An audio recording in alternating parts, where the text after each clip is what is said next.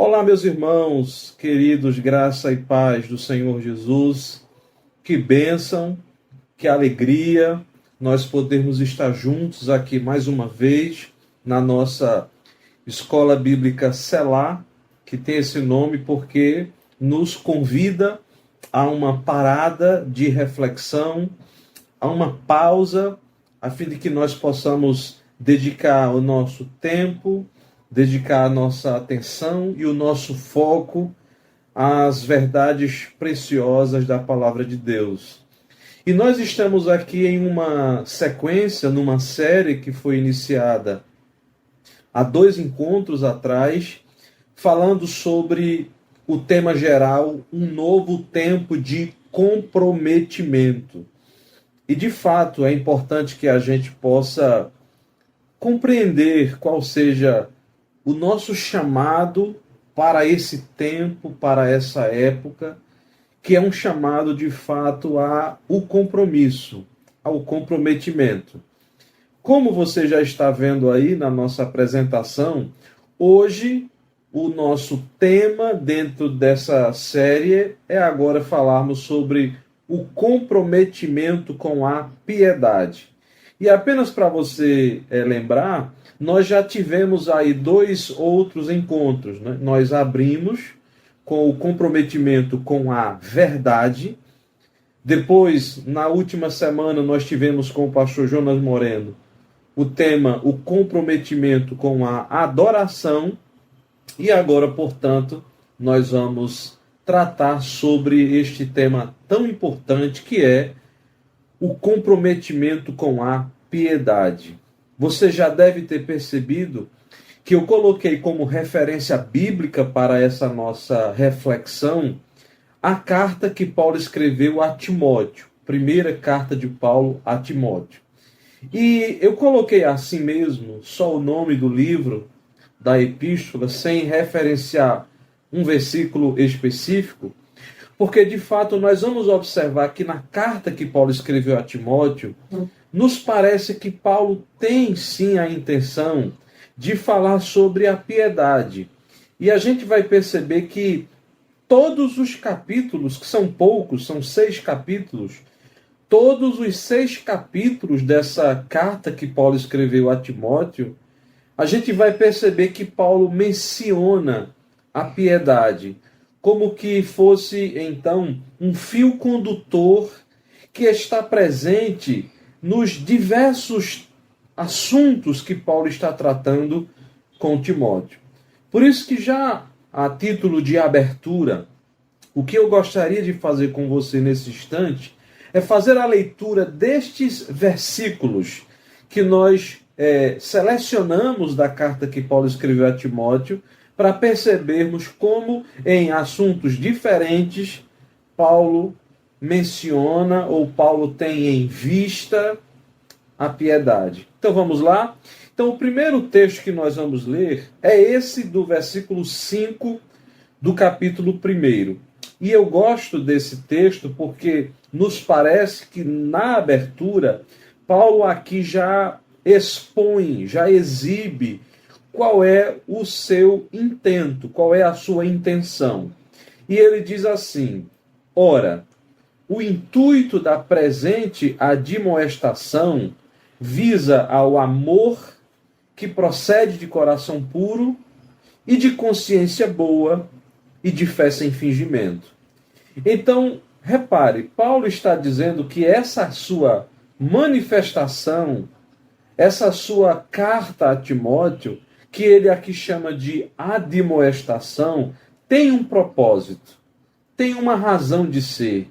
E ela visa, ela tem como foco o amor que procede de coração puro, de consciência boa e de fé sem hipocrisia.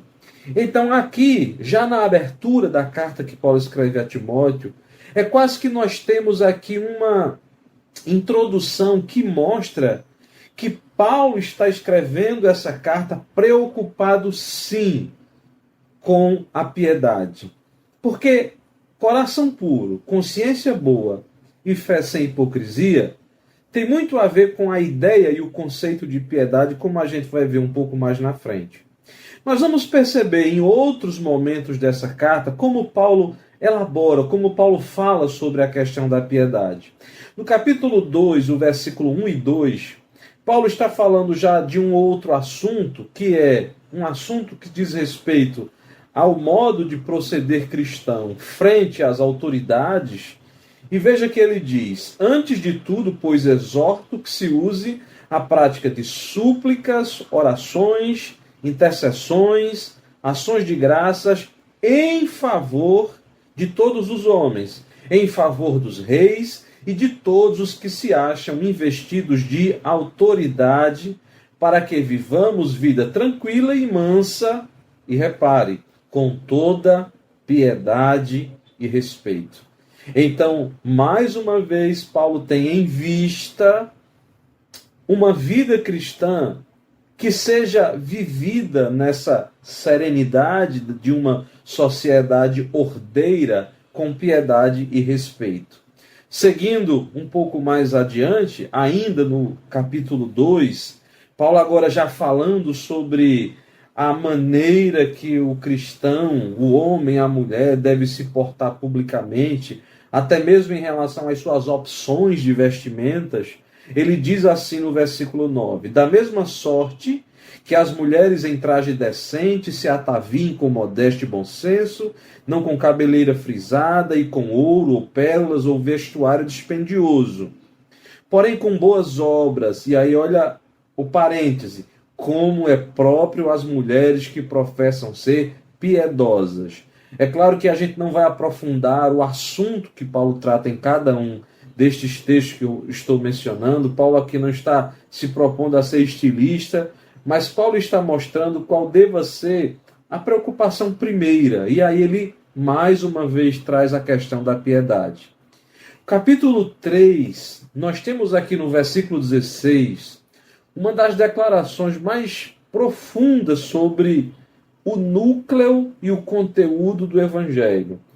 Aqui nós temos o que nos teólogos que estudam as confissões de fé, provavelmente é aquilo que a gente chamaria de afirmações protocredais, ou seja, antes daqueles credos serem elaborados, os credos da cristandade, que resumem os conteúdos principais da fé ortodoxa, a gente já tem essas afirmações de Paulo que procuram condensar, como que numa breve confissão, qual é o conteúdo da fé.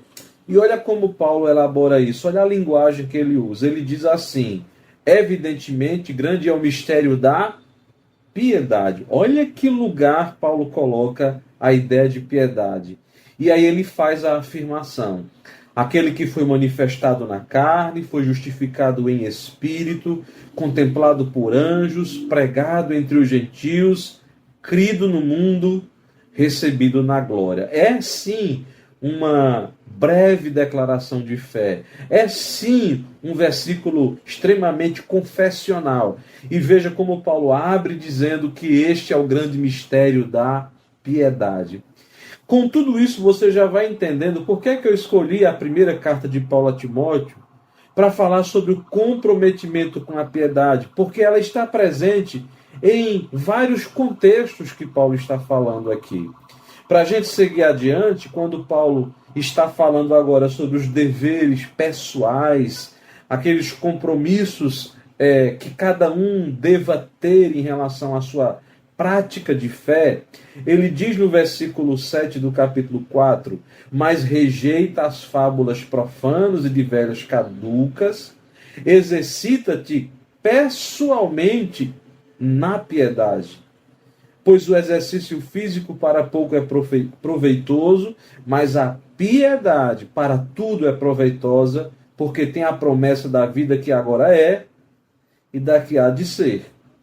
Como eu disse, eu não vou aprofundar, não vou tentar interpretar cada assunto, mas eu estou apenas chamando a sua atenção que, independente de qual seja o tema que Paulo esteja tratando, nesse caso, ele está mostrando que existe a necessidade de nós valorarmos quais sejam as nossas prioridades, e Paulo não está sendo contra o exercício físico obviamente, mas numa escala de prioridade, é melhor entrar na vida com alguma deficiência, inclusive, como disse Jesus, ou mesmo com alguma necessidade, ou não atendendo certos padrões, mas a alma, de fato, está segura em Deus. É mais ou menos esse o conceito aqui. Mas veja, Paulo, mais uma vez, coloca como a necessidade de uma preocupação pessoal. A piedade vista aqui, segundo Paulo, sob o ponto de vista de uma necessidade de vigilância, de preocupação pessoal. E aí, avançando no capítulo 5, Paulo agora fala da piedade em relação ao aspecto mais doméstico. E ele diz, mas se alguma viúva, versículo 4 do capítulo 5, tem filhos e netos, que estes aprendam primeiro a exercer piedade para com a própria casa e a recompensar a seus progenitores, pois isto é aceitável diante de Deus. Aqui Paulo trata da piedade como sendo também um modo de vida que agrada a Deus quando nós nos comportamos num ambiente doméstico de uma forma que honre conforme o mandamento. Honre pai e mãe, honre os progenitores. E para a gente caminhar então para o final dessa seleção de textos bíblicos em 1 Timóteo, eu leio o capítulo 6, a partir do versículo 3, que aí Paulo está falando agora de doutrina, da importância dos conteúdos da verdade do Evangelho. E ele diz, se alguém ensina outra doutrina e não concorda com as sãs palavras de nosso Senhor Jesus Cristo, e olhe, o ensino e com o ensino segundo a piedade. Este que não faz assim, Paulo vai adjetivar aqui no versículo 4. É infatuado, nada entende, mas tem mania por questões e contendas de palavras, de que nasce inveja, provocação, difamações, suspeitas malignas, altercações sem fim, por homens cuja mente é pervertida e privados da verdade. E olha que interessante, supondo que a piedade é fonte de lucro. E no versículo 6, de fato, grande fonte de lucro é a piedade com contentamento. Aqui Paulo, de forma maravilhosa, vem tratando sobre a piedade do ponto de vista da pregação da verdade e como a pregação da verdade não pode ter o seu sentido, o seu conteúdo alterado em razão de atender interesses escusos, interesses mesquinhos de quem busca mercadejar a palavra de Deus, porque a grande fonte de lucro, de fato, é a piedade com contentamento. Então, meus irmãos, para encerrar, então, Paulo, no fechamento da carta a Timóteo, ele traz uma admoestação muito direta, muito objetiva, à pessoa de Timóteo, dizendo, tu, porém, ó homem de Deus, foge destas coisas, antes segue a justiça, a piedade, a fé, o amor, a constância, a mansidão. Veja como a gente fez uma viagem aqui em todos os capítulos da primeira carta de Paulo a Timóteo, para chamar a sua atenção como, de fato, o conteúdo e o tema da piedade, ele é importante para Paulo. É importante em outras de suas cartas também, mas em nenhuma das cartas de Paulo ele elabora com tanta repetição a ideia e o conceito de piedade como ele faz aqui. E é por isso que, se nós nos propomos a falar sobre o comprometimento com a piedade, era inevitável que a gente fizesse essa viagem aqui, essa passada por estes diversos versículos da primeira carta de Paulo a Timóteo. Mas avançando, meus queridos, a gente então precisa fazer aquelas perguntas que são necessárias no estudo bíblico, principalmente no estudo bíblico de natureza temática, como são esses que nós temos feito nessa série, nessa temporada, digamos assim, da Escola Bíblica Selah, e é entender qual é o conceito, o que de fato significa, qual é a definição do termo piedade. E aí, quando a gente olha para o Antigo Testamento, é importante dizer que existem palavras no hebraico que podem ser traduzidas por piedade, mais de uma, inclusive, tendo a ideia de aquilo que se tem a misericórdia. Piedade como sendo, de fato, ter dó de alguém, ter compaixão de alguém.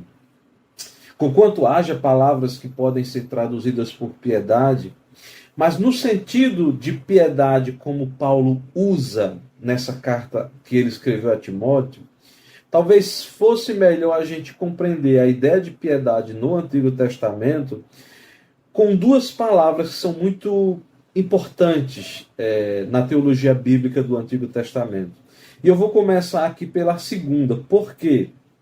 Porque essa expressão, essa palavra hebraica, rachá, ela tem na nossa Bíblia a tradução normalmente por ímpio. Ora, quando a gente usa a palavra ímpio, se você observar essa expressão no português ímpio, ela tem uma estrutura etimológica que é a negação do pio, ou seja, aquele que não é pio, aquele que não é piedoso.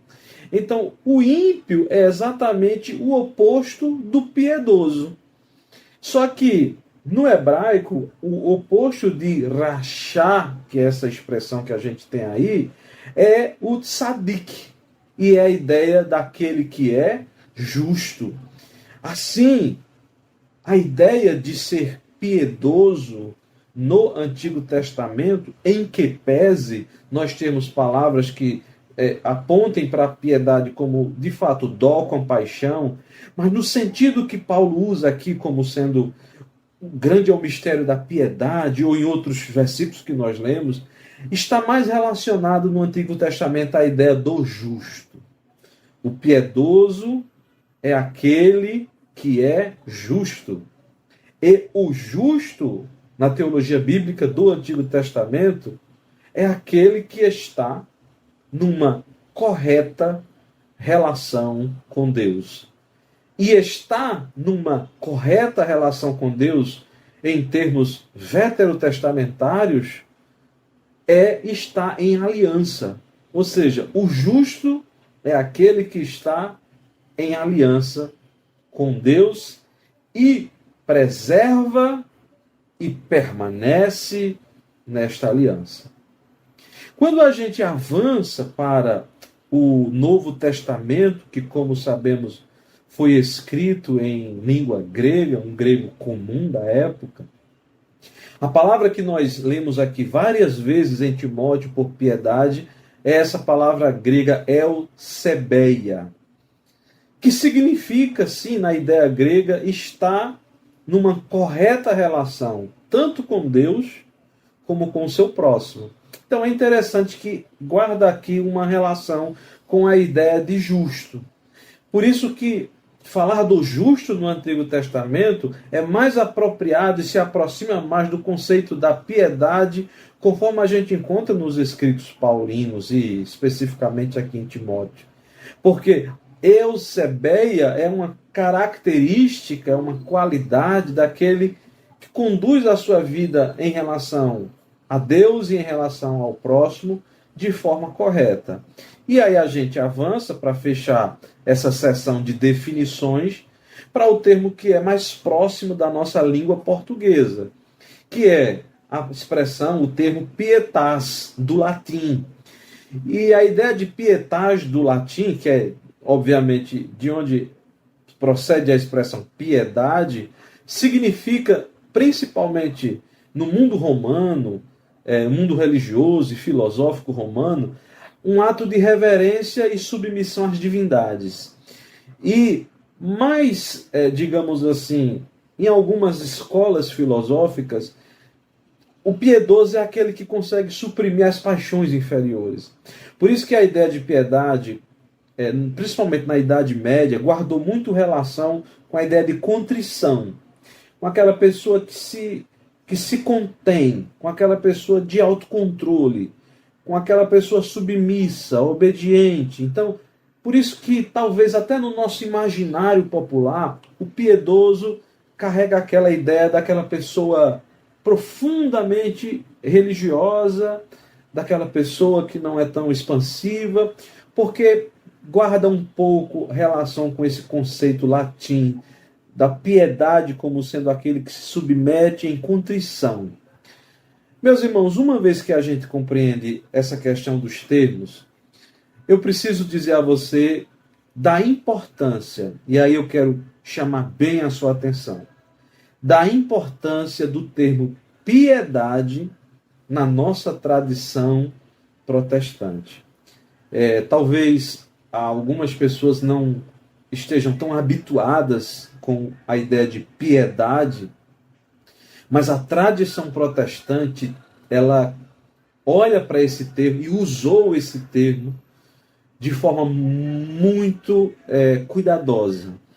A tradição protestante deu muito valor ao termo piedade, e talvez por isso seja tão importante que a gente fale sobre a piedade no sentido bíblico, cristão, protestante, porque a gente até corrige um pouco esse conceito de piedade mais medieval, mais refém, talvez, de uma visão católico-romana, e reafirma o conceito de piedade segundo a melhor tradição protestante e reformada. E aí por isso que, falando sobre isso, ainda nesse momento de definições, é muito importante a gente trazer aqui um reformador, o reformador de Genebra, o João Calvino. E Calvino é considerado por muitos estudiosos, existe um estudioso da teologia reformada, o Dr. Joel Bick, e ele chega a afirmar que a piedade é o centro de toda a teologia de João Calvino. Então, para Calvino, como eu estou colocando aí, pietas, a piedade, designa a atitude correta do homem em relação a Deus, o que inclui o verdadeiro conhecimento, a adoração sincera, a fé salvífica, o temor filial, o temor de filho, a submissão em oração e o amor reverente. É como se nós disséssemos que para Calvino a piedade ela tem um conceito abrangente. E isso vai nos levar de volta aos versículos que nós lemos no início. Porque se você percebeu, Paulo está falando de diversos assuntos e em todos eles ele menciona a ideia da piedade. Então, quando a gente fala que para Calvino a piedade tem essa relação, nós estamos dizendo que os herdeiros, por exemplo, da teologia calvinista, de João Calvino, eles que foram, muitos deles ali da Inglaterra, chamados de puritanos, a gente está falando aí do século XVI, século XVII principalmente, e eles ficaram inclusive conhecidos por esse termo puritanos em razão desse clamor por uma maior pureza litúrgica, pureza doutrinária, e portanto passaram a ser conhecidos por essa paixão pela pureza. Então veja que quando eu disse que o termo piedade é muito rico na tradição protestante, inclusive congregacional, é exatamente porque havia uma ênfase na piedade, mas era uma piedade abrangente. É a piedade que alcança toda a vida. E a gente poderia, se fôssemos pensar aqui de modo mais temático, a gente poderia pensar a piedade na teologia, ou seja, a piedade na liturgia, na adoração, a piedade na devoção pessoal, a piedade doméstica na família, a piedade no trabalho. Então repare que isso é muito peculiar a essa tradição protestante que remonta aos reformadores e remonta a essa geração que faz parte, digamos assim, da nossa ancestralidade como congregacionais, são os pais fundadores. Então, dito isso, meus irmãos, e pensando nessa ideia da piedade como sendo abrangente, eu queria agora fazer um retorno a esses versículos que nós lemos para mencionar a piedade diante de algumas esferas. E com isso a gente entra no, digamos assim, no núcleo daquilo pelo qual nos propomos falar.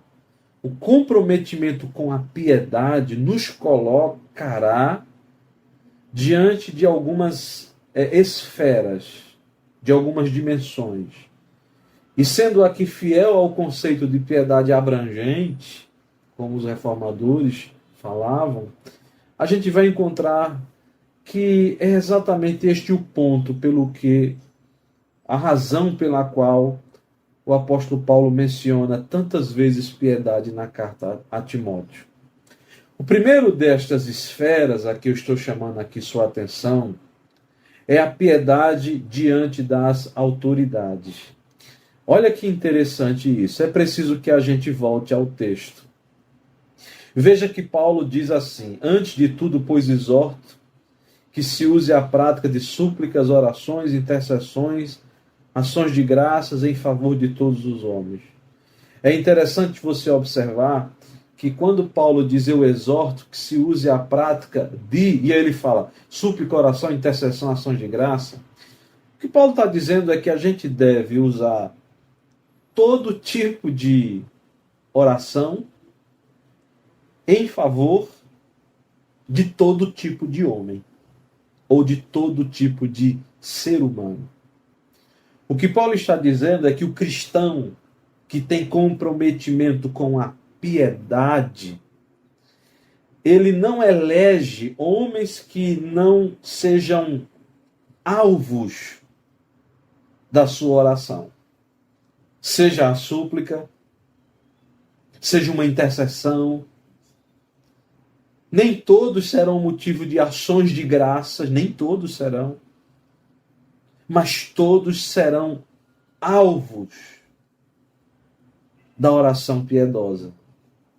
Isso inclui todas as classes entre os homens.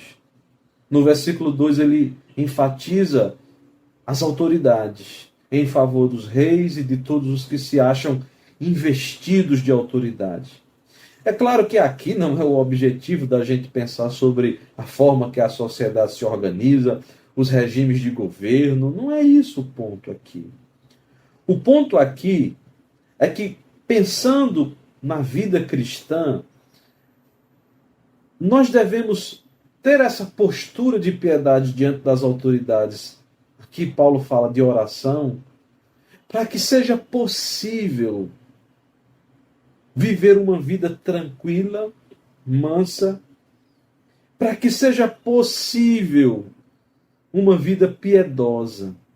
Por isso que quando a gente diz que é piedade diante das autoridades, isso é um chamado, sim, à reflexão.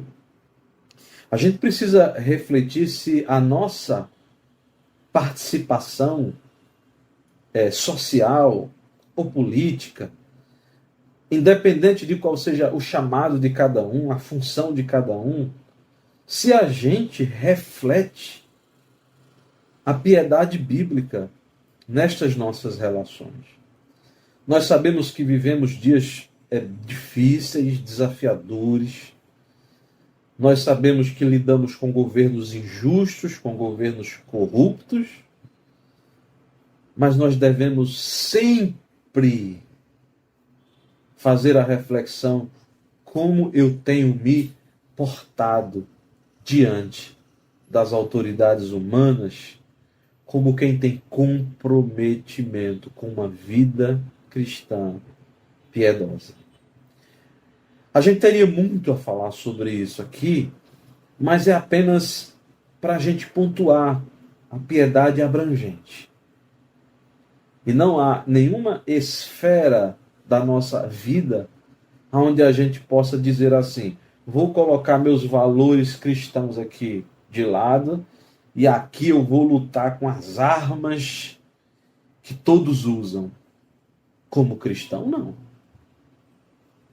De forma alguma. A minha piedade, ela deve ir comigo onde quer que a gente vá. Ainda que a gente cometa falhas, atropelos, nós somos pecadores, mas a gente jamais pode deixar de ter antes o compromisso com uma vida piedosa, e é por isso que o tema dessa série é comprometimento.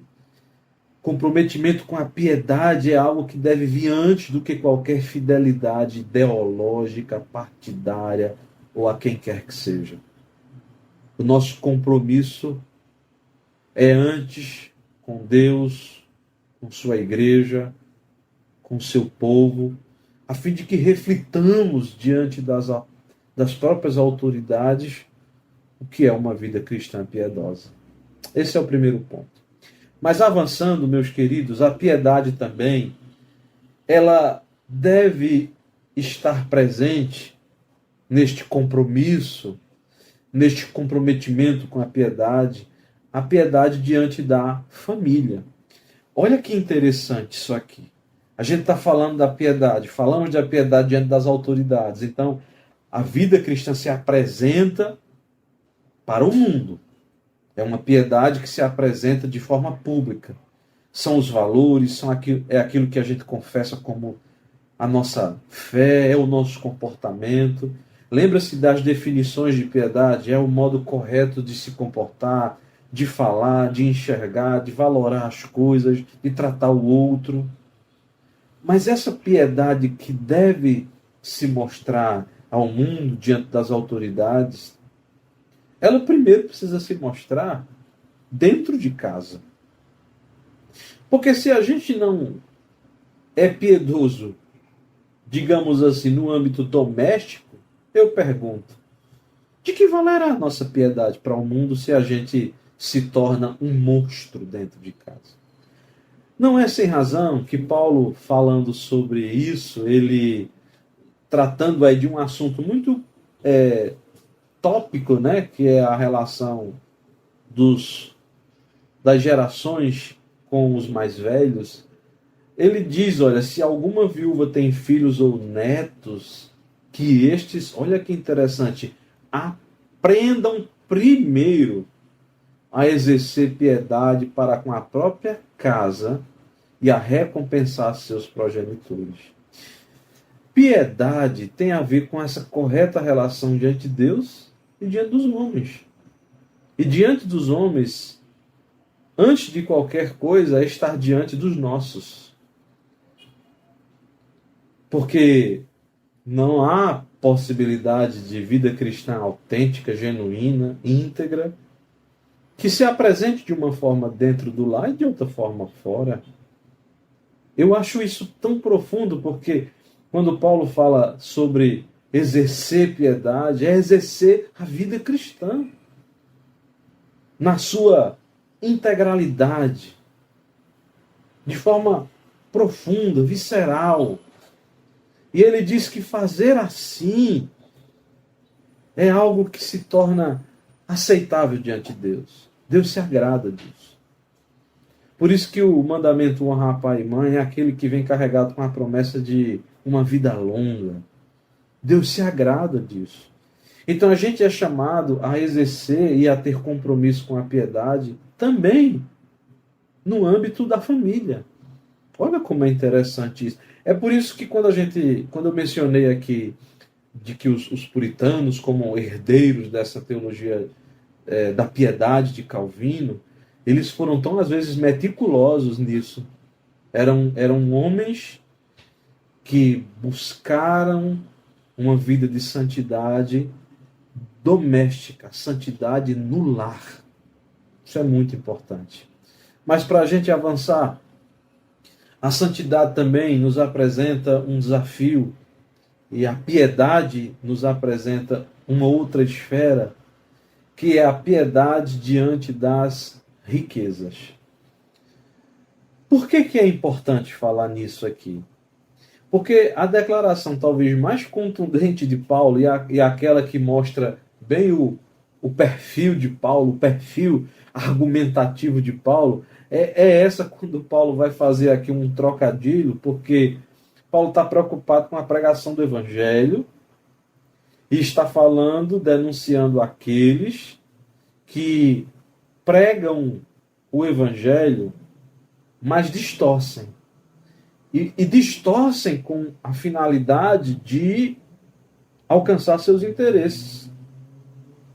E é por isso que Paulo, no versículo 5, aí, ele diz que são estes que supõem que a piedade é fonte de lucro.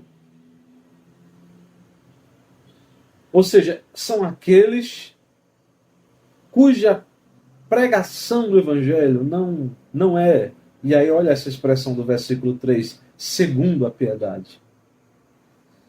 Porque alguém pode pregar o evangelho segundo interesses outros. Alguém pode pregar o evangelho segundo desejo de vantagens pessoais, de poder, de visibilidade, de tantas coisas, de desejo de grandeza. Então, até para a gente pregar o evangelho, digamos assim, nem basta apenas ser friamente ortodoxo, porque às vezes as intenções são perversas.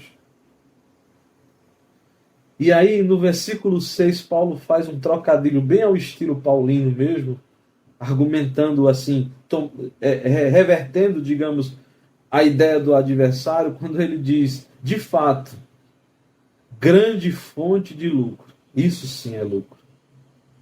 É uma vida cristã que carrega os valores cristãos, e aí é o que ele chama de a piedade com contentamento. Aqui é uma expressão que um puritano chamado Jeremias Burroughs, ele diz que é a pérola perdida da igreja, é o contentamento.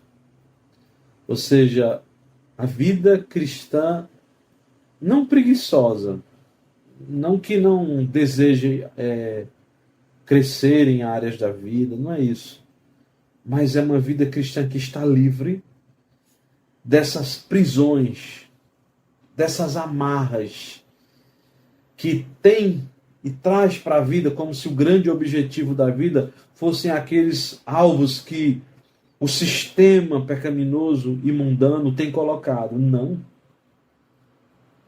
A piedade com contentamento é aquela que vive a vida na expectativa da soberania de Deus. O que eu tenho, o que eu possuo, o que eu conquisto. Estas coisas, por mais que tenha aí o labor humano, e deve ter mesmo, mas antes de qualquer coisa, elas são vistas o olhar do Deus soberano. E na visão de Jó, o Senhor deu, o Senhor tomou, bendito seja o nome do Senhor. Isso é piedade com contentamento. E a gente então vai caminhando e passando por essas várias esferas, a gente chega na piedade diante da proclamação do Evangelho. Sim, porque é de fundamental importância entender que quando Paulo fala sobre piedade, vem esse texto do capítulo 3, que é belíssimo. Paulo diz, evidentemente, grande é o mistério da piedade, aquele que foi manifestado na carne, foi justificado em espírito, contemplado por anjos, pregado entre os gentios, crido no mundo, recebido na glória. Então perceba que Paulo também fala de piedade diante da proclamação do Evangelho. É preciso que o Evangelho seja proclamado ao mundo de forma piedosa, ou seja, carregando conosco os valores do Evangelho que anunciamos. Porque de outra forma seria apenas meramente informação repassada. E quando a gente pensa no tipo de cristianismo, ou no tipo de igreja que nós desejamos, é mais do que aquilo que as pessoas ouvem da nossa boca, mas também aquilo que as pessoas olham a respeito das nossas vidas. É o Evangelho que se anuncia com a fala, mas é também o Evangelho que se anuncia com a vida. Por isso que quando Paulo fala sobre essa síntese do Evangelho, ele diz: grande é o mistério da piedade. Ou seja, o anúncio das verdades históricas do Evangelho, conforme diz aqui Paulo, daquele que foi manifestado na carne, ou seja, a gente está falando de uma ortodoxia que anuncia, que afirma o Cristo encarnado, aquele que foi justificado em espírito, aquele cuja vida recebeu o selo de que ele era o Filho de Deus na ressurreição, contemplado por anjos, pregado entre os gentios, crido no mundo, recebido na glória. Isso é quase uma canção que Paulo está aqui elaborando. Obviamente que tudo isso precisa ser anunciado, mas com um senso de temor. Os grandes pregadores do Evangelho, aqueles que foram usados profundamente por Deus em momentos de renovação, de avivamento, não foram aqueles que elaboravam grandes sermões do ponto de vista homilético. Não são aqueles que eram aplaudidos pela sua performance, mas são aqueles que anunciavam o Evangelho com muita graça. Eram homens da oração antes de serem homens do púlpito. Então, quando a gente fala a proclamação do Evangelho, a piedade diante da proclamação do Evangelho, é que a gente precisa entender que a mensagem do Evangelho, ela é pregada e deve ser anunciada nesse espírito tão profundo de quebrantamento, como diz Paulo, anunciando como embaixadores de Deus, como se o próprio Deus falasse por nosso intermédio, e ele fala. E quem carrega essa qualidade profética de falar em nome de Deus, não pode fazer isso de forma descuidada. Por isso que a ideia da piedade na proclamação do Evangelho é tão importante, porque ela carrega a qualidade de quem anuncia as palavras de Deus com o temor de quem fala diante de Deus. Piedade na proclamação do Evangelho. E aí, meus irmãos, para a gente caminhar aqui quase para o nosso final, a piedade diante de Deus na vida pessoal. É interessante que quando a gente fala de piedade, a gente fala de várias esferas. A esfera pública diante da sociedade, das autoridades, a esfera doméstica, aquela esfera da piedade diante do sistema, das riquezas, das tentações, a piedade na proclamação do Evangelho diante dos que ouvem a mensagem. E veja que tudo isso só faz sentido se antes houver o cultivo da piedade na vida pessoal. Aqui nós poderíamos falar sobre muitas disciplinas, digamos assim, espirituais. E Paulo aqui é muito cirúrgico quando ele diz a Timóteo: tu, porém, ó homem de Deus. Quer dizer, tu, porém, ó mulher de Deus. Tu, porém, jovem de Deus. Veja que é quase que um dedo assim apontado para nós, tornando o chamado à piedade algo profundamente pessoal. E segue a justiça, a piedade, a fé, o amor, a constância, a mansidão. Meus irmãos, a gente conclui esse nosso estudo de hoje desafiando-nos, todos nós, a que a gente possa manter o comprometimento com uma vida piedosa. É claro que isso fala do estudo da palavra de Deus, isso fala da oração, isso fala da reflexão, da devoção, isso fala do jejum, de todas as práticas que nós conhecemos, práticas espirituais, que aprofundam do nosso estudo aqui. O estudo da palavra de Deus é fonte de piedade. Que Deus possa em Cristo nos abençoar e que a gente possa de fato vivermos no presente século vidas piedosas para o louvor do seu nome. Deus abençoe você, Deus abençoe sua casa, Deus abençoe a nossa escola bíblica e sigamos firmes, comprometidos neste novo tempo de comprometimento. Deus te abençoe. A Segunda Igreja Congregacional em Boa Viagem apresenta O segredo é cuidar das coisas de Deus. uma pausa para o aprendizado na Palavra de Uma Deus. mensagem de alívio. Escola Bíblica Sela, proclamando a Palavra de Deus. Controle. Ele nunca perdeu o controle. Ele continua na Todas direção. as quintas-feiras, às 19h30, aqui no nosso canal do YouTube.